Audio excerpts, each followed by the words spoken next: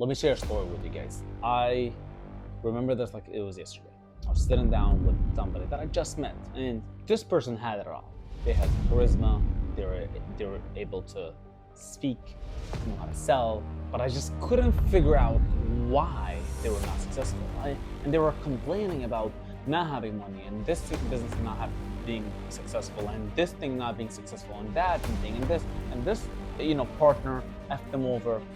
And he said, man, I gotta know how to un-F my life. And I didn't figure out what that meant up until recently. So in this video, we're gonna talk about how to un-F your life. So I met up with this person again, and I gave him 7 things that I want you to do. And while we were talking, I told him, you must be able to never disrespect momentum. One of the stories he was telling me, he's like, man, I got this started. It was going. We had a little bit of success. I celebrated, and then it fell apart. And he had that trend happen once, twice, 3 times, 4 times. I'm like, don't you think there's a clue right there on why? This person was disrespecting momentum. You see, when you start having momentum, it's not the time for you to celebrate. It's the time to double down, because momentum is not easy to get and not easy to keep. Everything in life, everything in the world of business is energy, right? So when I'm flowing into the energy, and when I'm going and keeping and fighting, and now I have a force that's fighting with me, it's easier to kind of break through doors and break through obstacles and break through anything bad that's happening to you. But guess what? When you're stagnant, it's the hardest thing. You gotta keep pushing and pushing and pushing. And you never know, this may take a month, 2 months, 3 months, 6 months, a year, 2 years, sometimes 3 and 4 years, up until you get into that momentum. But majority of people, what they do is they disrespect momentum. They started and they get excited a little bit, they have a little bit of success, they let go of it. Here's number 2. I noticed that sat down that we had earlier, it was with some of his friends, and I noticed they had really bad habits. And I was a little bit straight up with him, and I'm like, bro, I don't think you can go to that next level without cutting out bad habit friends. You see, I believe everything is about your circle. We are influences of our circles. We're influences of the people we hang around with.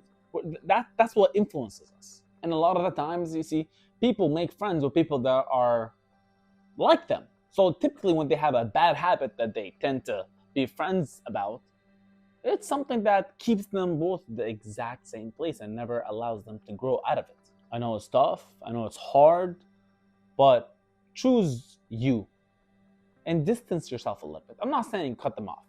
You're able to distance yourself. You're able to change. You're able to get into new groups, even if you have to pay for these groups, because these new groups will allow you to put some new habits. Because guess what? If you're chilling with a group that all go to the gym and eat healthy, I guarantee you will not be eating McDonald's with them. You'll be eating as healthy and you'll be going to the gym because that's the group. But if you're sitting down with a group, everybody's smoking, nobody goes to the gym, everybody's doing things and they're playing video games, guess what? No matter how tough you are, you're gonna go in circle and go right back to where that circle and the influence of the circle is. Point 3, he kept telling me, I'm always home. And I'm like, do you ever get some sunlight? And he was like, no.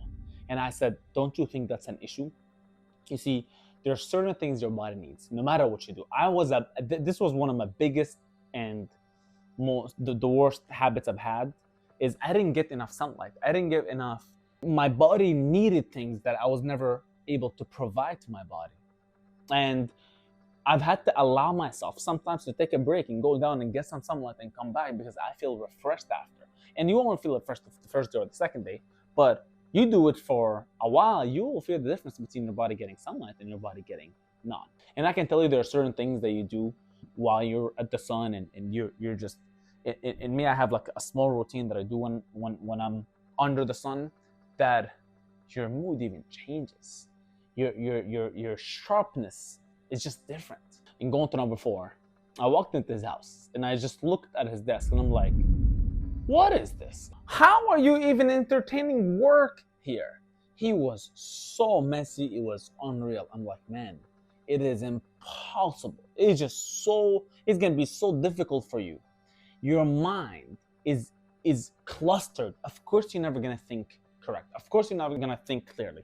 I have hired people to clean my house on a daily basis because I know that goes back to my success. That goes back to how my brain is thinking. I need my brain to be calm and everything to be organized. Clean out your desk. The things that you don't need, throw them. Trust me, throw them. Put them somewhere else. Do not put them in front of your face. He's sport number 5. This guy always had the AirPods and was always listening to music. And I asked him, I'm like, do you think it's important for you to always be listening to something? He's like, yeah, I like listening to stuff. I said, the biggest gift that all these philosophers have been giving before social media, that exactly. There was no social media. There was no internet. They had silence, and that's how they were able to think and be philosophical thinkers, because they allowed their brain to wander. They had silence. So a tip that I would give anybody, hey, don't even listen to anything before 1 o'clock. I try to, as much as I can, not listen to anything but my thoughts and my book reading or anything really before 3 or 4 p.m. because it's important for me not to kick off my day on that note. Let's talk about point 6. This is going to be a little embarrassing, but thank God I didn't say his name. We were talking about Instagram, and I told him I put out more content that I consume. I told him I put out more content that I consume. And I'm like, what do you consume? And I opened his Instagram, and I could not believe what he's consuming. It was just people that I don't think he cared about. It's a bunch of girls, a bunch of influencers, a bunch of people that, first of all, they weren't even following him. And I'm like, why do you care about this social media couple? He's like, yeah, well, I'm watching. What does that benefit you in any way? You see, to me, as a man, there's some people that I don't need to follow. What's the point of me following this person? What is he or she gonna, well, they're an influencer, and what? Is there a benefit? But this is why the comedy people, they go viral, and the actual value people, they're not the biggest on social media, because the right people will follow you if you're doing some business stuff, and everybody else will follow you if you're doing some stupid stuff. So my tip for him is unfollow these people, unfollow all the girls, unfollow all the influencers that don't even know you, why would you support these people? It's so irrelevant to your life and to your success. And here's the last thing I told him. You see, as a Muslim guy, I fast every Ramadan, and I've had the habit after of fasting almost every single day. Every single day, I wake up, I don't really eat till 2, 3, sometimes 4 o'clock. And that I allow my body to fast and really go through physical cleansing and spiritual cleansing as well. And I like to do a lot of challenges for myself, like the water challenge and the juice challenge and the vegetarian challenge. And I do a lot of challenges for my body because I want to always test how much physical I can get and how much cleansing I can do. So the tip I was giving him, I think you should start fasting. It will allow you to feel better, to feel stronger, and allow you to really conquer your mind. Every time I talk to my non-Muslim friends, and really, no water, no food? Oh my God, that's so tough. Not really. It's not that tough. It allows you to have a better mindset. It allows you to cleanse your body for a month. What is a month? My friends, a month will fly like this. You won't even feel like, but you will feel an amazing. Number one, I feel of accomplishment that you actually fasted the whole month. And the second thing is you'll feel like you're light. You can do a lot of things. You can work for a very long period of time. Really, ask any Muslim how's your work during Ramadan. The right Muslims will tell you, man, I do the most in Ramadan.